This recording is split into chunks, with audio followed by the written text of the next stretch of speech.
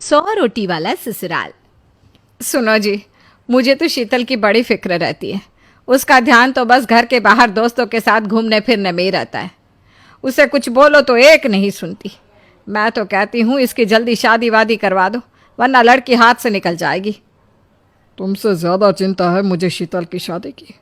कल ही वो रामपुर वाले मौसा जी को फ़ोन भी किया था। बता रहे थे एक लड़का है नज़र में। उनका अपना घर है और लड़का भी अच्छा है। अरे तो फिर बस बात चलाओ ना, एक बार देखे तो सही लड़का और घर बार कैसा है। कौन से लड़की की बात चल रही है यहाँ? तुम्हारी शादी की बात चल रही है बेटी। अब तुम्हारी शादी की उम्र हो रही है तो लड़का तो देखना पड़ेगा ना।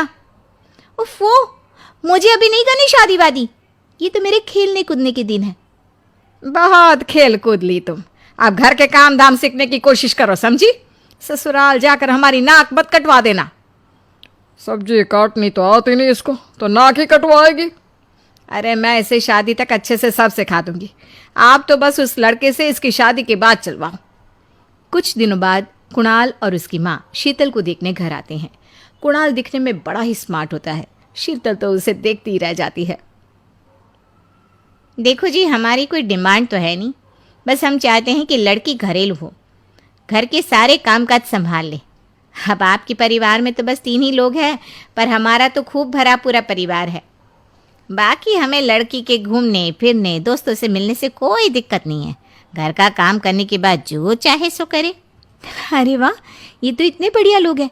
लड़का भी इतना स्मार्ट है और ऊपर से इन्हें मेरे घूमने फिरने से भी कोई दिक्कत नहीं है। हे भगवान, तूने तो बिना मांगे ही मुझे सब दे दिया।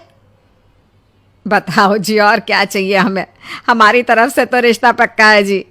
बस फिर तो हंसी खुशी शीतल और कुणाल की शादी हो जाती है। शीतल मन ही मन बड़ी खुश होती है और उसी खुशी के साथ वो अपने ससुराल में कदम रखती है। आओ बहू, तुम्हारा अपने ससुराल में स्वागत है। ये मिलो अपने परिवार से। ये तुम्हारे ससुर जी, तुम्हारी ननद सुनीता और गीता, सुनीता के पति राजेश और उनके 2 बच्चे राजू और चिंटू। ये ना हमारे साथ यहीं रहते हैं। ये तुम्हारी दादी सास हैं और बाकी लोग अभी बाहर गए हुए हैं। इतने सारे लोग, ये सब यहीं रहते हैं इस घर में? अरे अभी तो मेरे देवर देवरानी और उनके 3 बच्चे यहाँ नहीं है। उसके मायके में भी शादी थी ना, तो बस वहीं गई है। कल तक आ जाएंगे। हे भगवान, ये घर है या धर्मशाला? ये सब एक साथ इस घर में कैसे रहते हैं? मुझे तो पता ही नहीं था इनका इतना बड़ा परिवार है। अब समझी कि कोई डिमांड क्यों नहीं की इन्होंने। ये सब चाल चले मेरे साथ। अरे बहू, खड़े खड़े क्या सोच रही हो? चलो अपने कमरे में जाकर आराम करो। जी माँ जी। अगले दिन शीतल का ससुराल में पहला दिन होता है। शीतल रसोई में जाकर सबके लिए खीर बनाने लगती है। तभी उसके ननद सुनीता आती है। अरे वाह भाभी, आज क्या बना रही हो? बस दीदी, आज वो पहली रसोई है ना, तो खीर बना रही थी। अरे भाभी, ये खीर वीर रहने दो। घर में 4 लोगों को शुगर है और कुछ लोग मीठा ही नहीं खाते। आप ना सीधा खाना ही बना दो। क्या फ़र्क पड़ता है मीठा बने या नमकीन?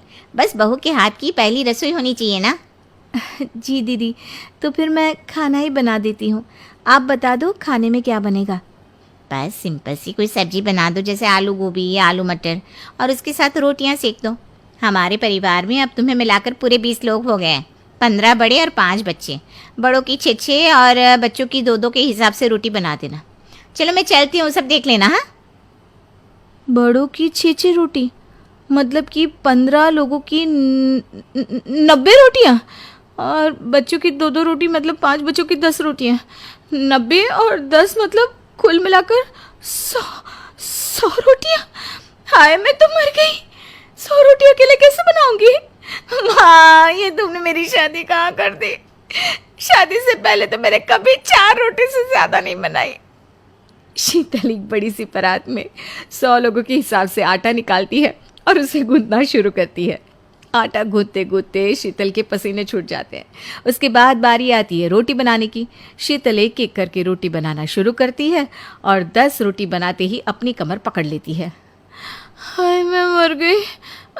मेरी कमर टूट गई खड़े खड़े, और ऊपर से इतनी गर्मी। मैं 100 रोटियाँ कैसे बनाऊंगी?